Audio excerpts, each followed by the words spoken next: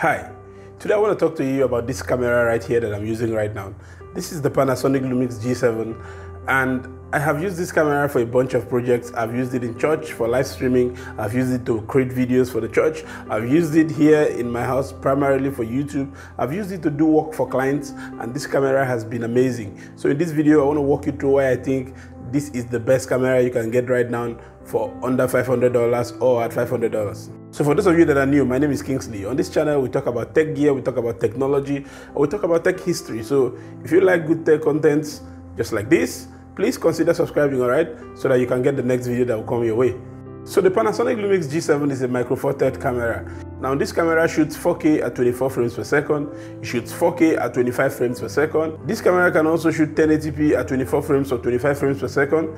It can shoot 1080p at 60 frames per second or 50 frames per second, which has been really good for the moments where I want to slow down the clip or something. And the slow-mo too has really been amazing. So one of the things I like about this camera, it is how easy the camera is to use. Now, and even if it's your first time of getting a camera or getting a good camera just like me, you will actually not have that much of a problem navigating around this camera. All I needed to do when I got it was just watch a few YouTube videos, and I was able to capture the art of using the camera in no time. Now, one of the things I also like about this camera is the fact that it is very, very customizable. All over the body, there are these function buttons, and there are 5 of them in number.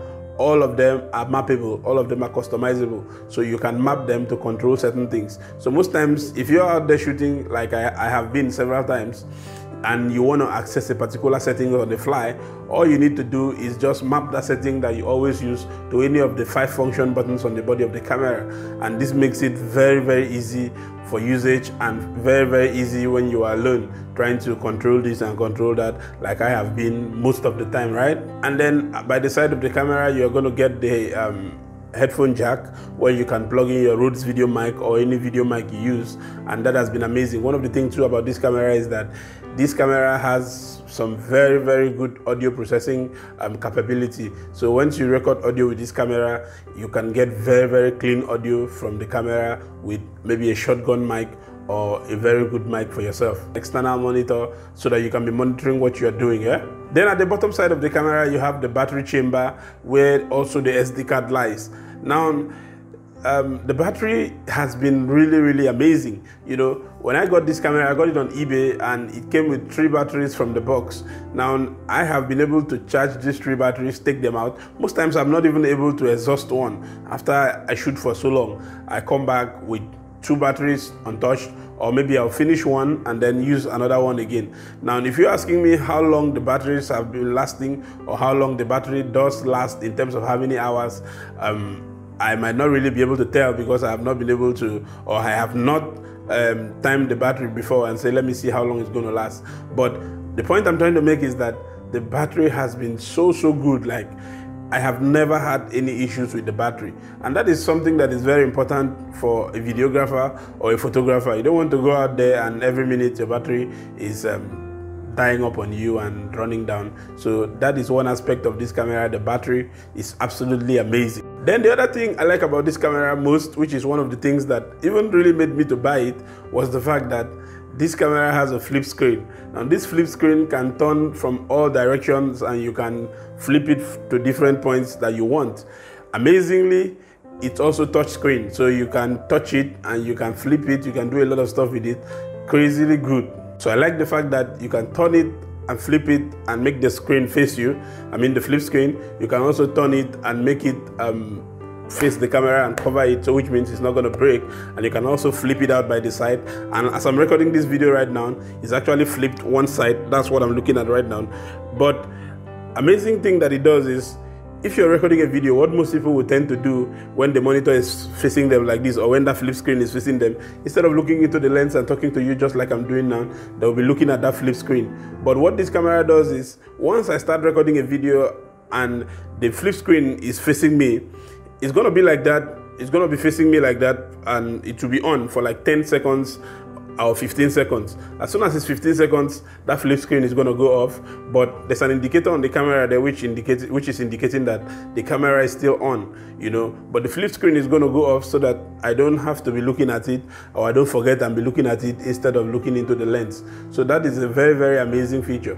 Now my sister has the Sony a6000. It's also a budget camera under $500. The problem I have with that camera each time I collect it from her to come and make videos is that the flip screen is really not doing that well. Like, it doesn't flip to this other side. So recording videos when I'm alone like this is actually very tedious with that camera. But with this one, I can actually record as I'm sitting here right now talking to you. I can be checking on that monitor to see if I'm in focus or not, and all these things. So that's pretty amazing, and that's pretty dope. One of the other things that I also admire about this camera is the kit lens that comes with the camera. Now when I bought this camera, my friends were like, okay, now you need to buy a 25mm lens and all that, which is a very, very vital thing right now. In fact, after this pandemic is over, or after my city gets lifted from the lockdown, I'm going to get that, you know. But the point here right now is that the kit lens that comes with the camera works absolutely well.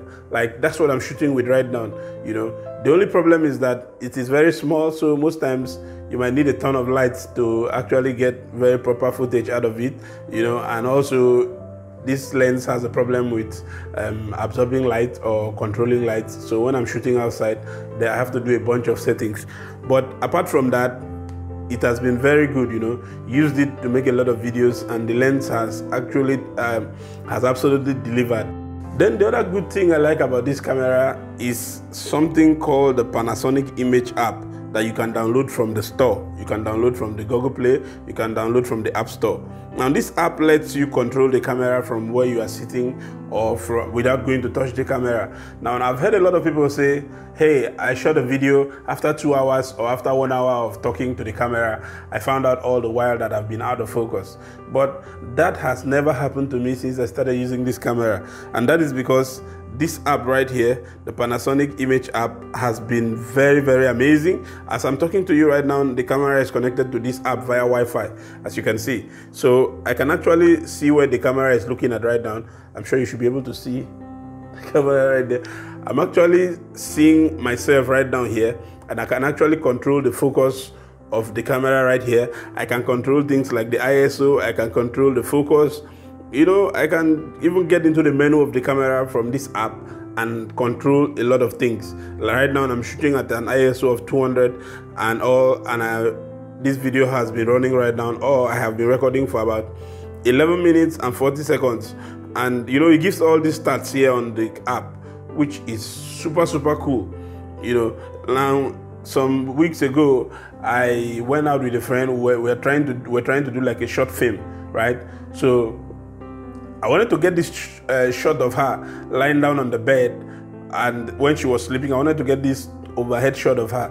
But the problem was that I was alone, or we were alone, so there was no second assistant with me, because there was a lockdown, or there is a lockdown, and in this pandemic people aren't really going out, so I couldn't call somebody to come and help. So we're alone trying to figure it out. So my problem was how to get that overhead shot of her, and I had just a tripod.